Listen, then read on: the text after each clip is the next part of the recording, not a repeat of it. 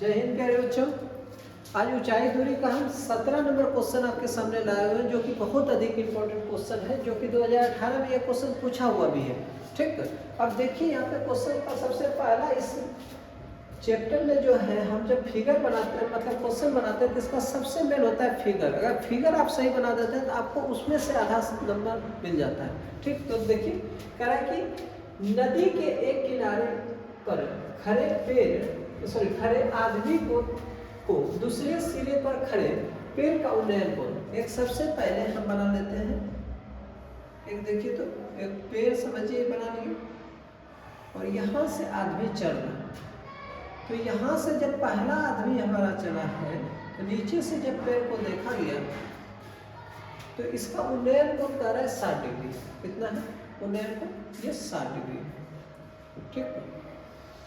ठीक, जब आदमी 40 मीटर दूर चले जाता है, मतलब 40 मीटर और समझिए ये दूर चले गए, 40 मीटर ये दूर चले गए, सपोज यहाँ पे आ गया, तो कह रहा है उसका उन्नयन कोण 30 डिग्री हो जाता है। उन्नयन कोण कितना हो जाता है? 30 डिग्री। यहाँ से उन्नयन कोण, इसका उन्नयन कोण 30 डिग्री हो गया। कितना हो गया? 30 डिग्री। देखिए तो ए बी सी डी ले लेते हैं, कोई दिक्कत? ये मान हमारा दिया हुआ है यहाँ से लेकर यहाँ तक जो दिया हुआ है 40 मीटर।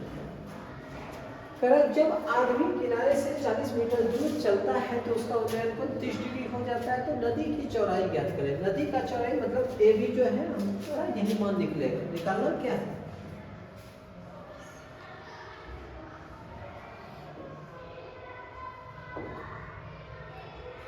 बी सी निकालना है, sorry B C equal to 1। ये निकालना है।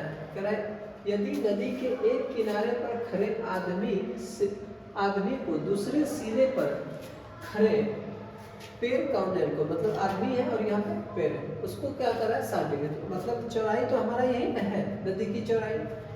तो हम सबसे पहले इसमें से देखिए, ऐसा जब क्वेश्चन बनाते हैं तो क्वेश्चन बनाने के क्रम में सबसे पहला देखते हैं कॉमन पार्ट कौन सा है। दो त्रिभुज हमारा जब भी बनेगा दो त्रिभुज बनेगा। दो त्रिभुज में कॉमन पार्ट देखिए तो आपका ए बी आ रहा है, ए बी सी में इस त्रिभुज को ए बी आ जाएगा, फिर ए बी डी में हमारा ए बी आ जाएगा।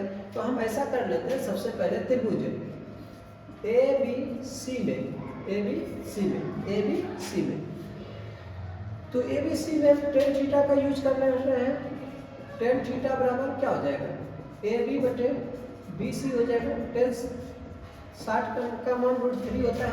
ए बी का मान नहीं दिया हुआ है, ए बी लिख देते हैं, बी सी को बी सी ही लिख देते हैं। तो दिक्कत है, अब हमको निकालना है ए बी, इसलिए हम ए बी को रहने देंगे। क्रॉस मल्टीप्लीकेशन करते हैं, ए बी बराबर बी सी √3।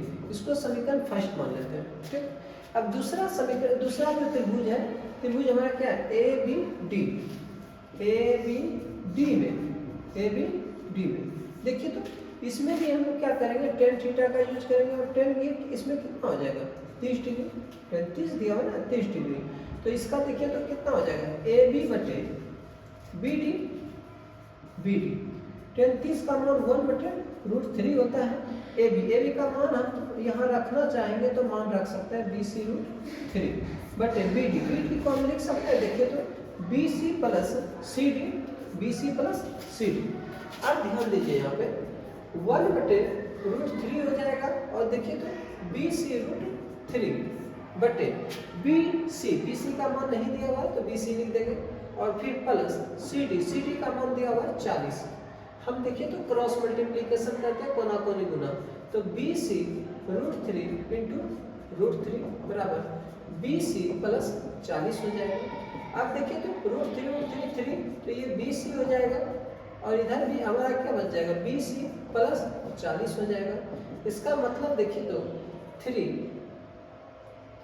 और ये B C minus B C बराबर 40 हो जाएगा।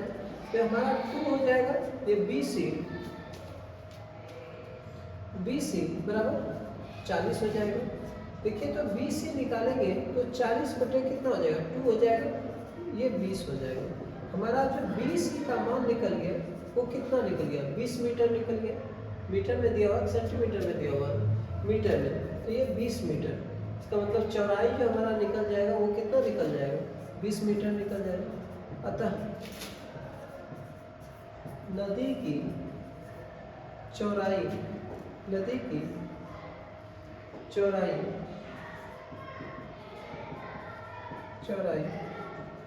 20 मीटर है। देखिए अगर कहीं किसी बच्चे को कोई दिक्कत तो हमें कमेंट कर सकते हैं, अन्यथा फिर हमें